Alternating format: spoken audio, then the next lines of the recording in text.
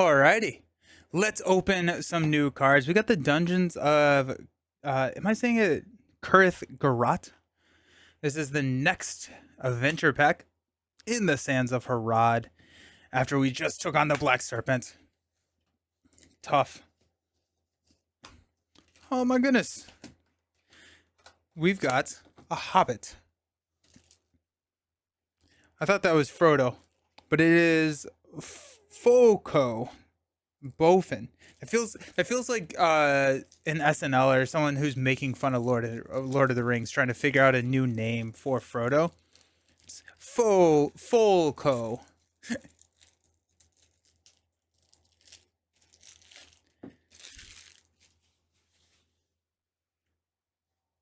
Alrighty. 7 cost Hobbit. I do like the Hobbit. 2202.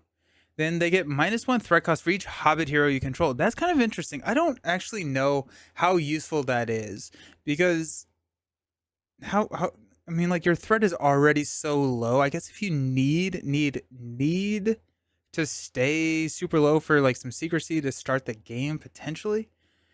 But I mean, like, in a 4-player game, this comes down to 3, which is nice. I don't know. That's kind of interesting. As an action, we can discard him to reduce our threat by 7, limit once per game. Interesting. Okay. Huh.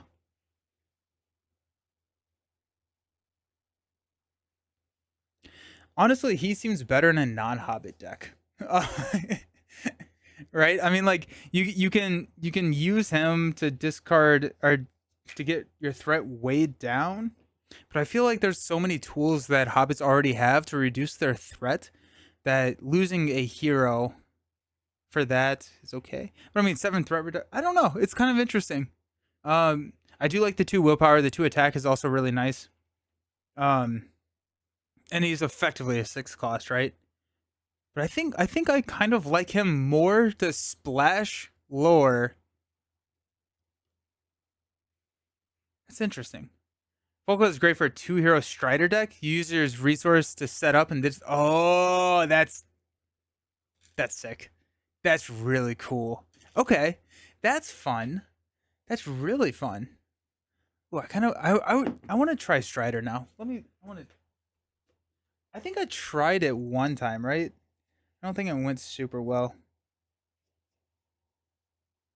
What does Strider do? Strider is not in that part of the S's.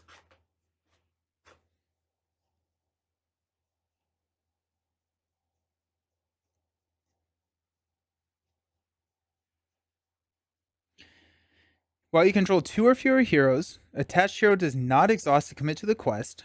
While you control 5 or fewer characters, it gets +2 willpower. Okay. So you go 3 heroes and then you pitch him to get down to 2. So you don't have to exhaust. Thank you, Gorismo. Yes.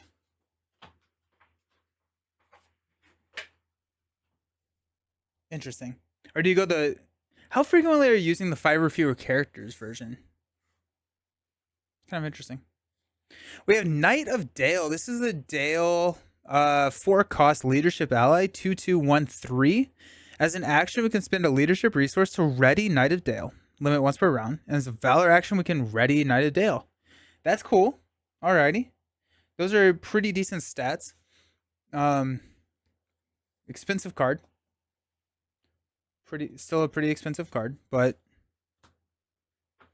the 5 or fewer is just nice for early willpower in my experience, not something to build around. That's fair. Okay. Yeah. We got Digilant Noble. We can attach this to a hero. They gain the Noble trait. And after you play Digilant Noble from your hand, draw a card. There is the 4/3 Hunter's contract where there are no allies. So oh, that's cool. That's pretty cool. No allies? Interesting. Alrighty. We got the Rittermark Knight. This is a 2-cost tactics Rohan 0202 stat line. I do like the 2 cost though. That's nice. After the Rittermark Knight is declared as an attacker, gets +2 for the attack. The end of the attack, discard Rittermark Knight. I think this is in the Rohan starter deck. I feel like I've seen him before. He seems good. I mean, a 4 attack for 2 cost, and then you discard and you get all of the abilities that go along with Rohan characters leaving play. I guess that is pretty late into the round, so if there is not a um like an immediate benefit for having them leave play that you already haven't hit, but I still like, and you don't have to, right?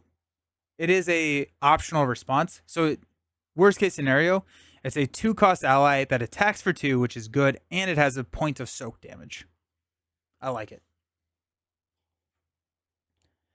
We got a 3 cost Fierce Defense. Man, that Hobbit looks angry. Combat action, deal 3 damage to a non-unique enemy engaged with you. Or okay. Just straight damage. That seems good. Valor combat action, discard a non-unique enemy engaged with you. That's cool. Yeah. I mean, I think like it has to be non-unique, but 3 damage can, I mean, that can be huge. Does have to be engaged with you, which is kind of annoying. Ooh, we got Noldar, those luscious locks. 2 cost, love it. 2 cost 1/1/1/3. That's a decent stat line. While you have no cards in your hand, they get +1 to all their stats. This seems like a really good card for the stats. 2 costs for 3 health seems decent. Then if you have no cards in your hand, you get additional stats. That's fine, sure. But like the Noldor 2 cost ally, I mean that seems pretty decent right there. It's a lot of soak damage. I don't know how frequently you have no cards in your hand. I guess if you're playing that one hero that discards all the cards and you draw 3 cards and you draw 4 cards, you discard all the cards at the end of the round. Like you build your deck to really kind of not have cards in your hand. That's cool. Play only if you control a unique character with Noldor and another one with Dunedain. This is Heirs of Arendelle. This is a 1 cost spirit event. Choose a non-unique location in the staging area and raise your threat by X to discard it. X is the chosen location's printed quest points. That's not bad. Is that Lindir that discards? Cool card. Yeah. Yeah, Lindir. Yeah. That's pretty cool. I mean, like just being able to discard something by raising your threat. I like it. Especially if you can manage threat. Nice little combo here too. Leaf Lock, it's another int. We have another int, my friends. It has happened. We are here. More ints, more fun. 3 costs, 0/2/2/3. Cannot have restricted, enters play exhausted, and he gets +1 willpower for each damaged int character you control, limit +4. Oh yeah. Yeah, that'll work. That'll cook in my deck. Oh my gosh, heck yeah. Dude, I love ints. Ints are so much fun. That's insane. That's a really good card. Now you have, if you have 4 damage ints, now your booming ints are swinging for 5 and they're questing for 4. This is unique, which makes it less good in that sense than the booming int, but still, I mean that's easily a 2x card because ints are easy to damage. Quick beam damages himself. The Durnding, a warrior, damages himself. Like there's a lot of synergy around damaged ints. Heck yeah. I like attach. I like ints. That's fun. Oh, Legacy Blade. Look at this. 0 cost. Testro gets +1 attack for each side quest in the victory display, up to a +3. Yo. Okay, that makes side quests a lot better because this is not tactics, and I think that's the big part about that. Is it's not tactics. We do have a lot of synergy. Hero Treebeard also. Yeah, he does. Oh, sick. It's so hard to run Hero Treebeard in a int deck though because you don't get Ally Treebeard. And Ally Treebeard just seems so good. The Legacy Blade is really cool. Okay, so that's cool. Okay. +3 attack. Nice. It's not a unique card either, so you can run 3 of them. Just pass out all of the attack. That's cool. Then our last card is our basic card. This is open the Armory, the 1-cost basic. Search the top 10 cards of your deck for a weapon or armor attachment and add it to your hand. Search the top 5 cards of your deck for a weapon or armor attachment and put it into play as a Valor action. That is... okay, that's nice. That's a nice basic card to have. Then you don't have to go with like Bofer. You don't have to do any of that search. I mean, that's a... if you need armor or weapons or something, or if you're building around that, that's an awesome card. Seed of the North and Legacy Blade on Thurnadir, so it gets +1 will and attacks each side quest can ready. Oh, that's sick. Yeah. Heck yeah. That's awesome. We just ran the side quest thing, but kind of, I guess like you don't have to like build an entire deck around it, right? Like you can, side quests provide benefits, so you might as well like use them. That's really cool. That's really cool. And then as a Valor action, search the top 5 cards for a weapon or armor. That's a great setup. Like Baragon loves this. Grab your shield or your spear. There's a lot that can grab. Oh yeah, okay. This is a good pack. I'm a big fan of this pack.